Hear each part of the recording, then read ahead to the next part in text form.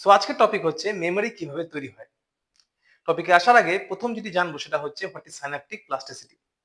Synaptic plasticity হচ্ছে আপনি যখন নতুন কোনো জুতো কেনেন, সেই জুতোটা প্রথমে পায়ে ফোস্কা পড়ে যায় পরলে, বা আপনার হাঁটতে অসুবিধা হয়, সেটা অনেকদিন ধরে পরলে তখন ওটা আবার কমফোর্টেবল হয়ে যায়। সেম আমরা আমাদের যেই স্নায়ুকোষগুলো বা যেই নিউরনকে বারবার ব্যবহার করব, সেই নিউরনগুলোর কানেকশনগুলো আরো বেশি স্ট্রং হবে।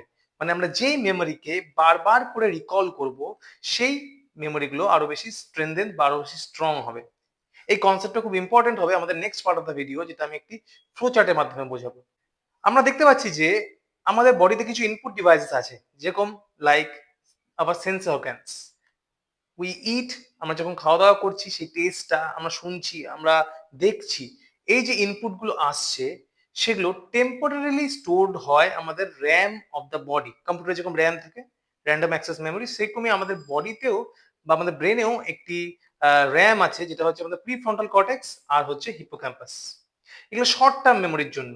প্রিফ্রন্টাল কর্টেক্স থেকে জাস্ট 15 থেকে 30 সেকেন্ড পর্যন্ত আপনার মেমোরি থাকতে পারে, তারপরে সেটা ট্রান্সফার হয়ে যায় টু দ্য হিপোক্যাম্পাস।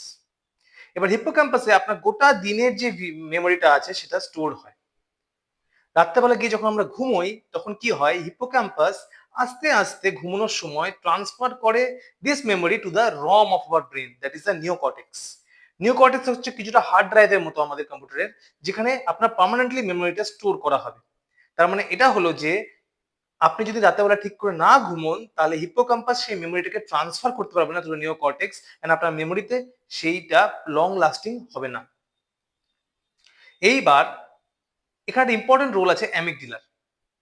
অ্যামিগডালা আমাদের ইমোশনাল সেন্টার। যদি অ্যামিগডালা নিজের হরমোন সিক্রিট করে, মানে আপনার কোনো ভয়ের মেমোরি তৈরি হলো আজকে, বা আপনার খুব একটা লাভ রিলেটেড মেমোরি, আপনি কোনো স্পেশাল ফ্রেন্ডের সঙ্গে দেখা করে এসেছেন, বা আপনাকে একটা সার তারা করেছে, এই সব মেমোরিগুলোকে অ্যামিগডালা আপনার হরমোনাল ইনপুটস দিয়ে হিপোক্যাম্পাসকে বোঝায় যে এই মেমোরিগুলোকে আগে রাখো, আগে সেভ করো ঘুমানোর সময়, কারণ কি এগুলো পরবর্তীতে খুব বেশি কাজে লাগবে। তো এগুলোকে আগে হিপোক্যাম্পাস স্টোর করে।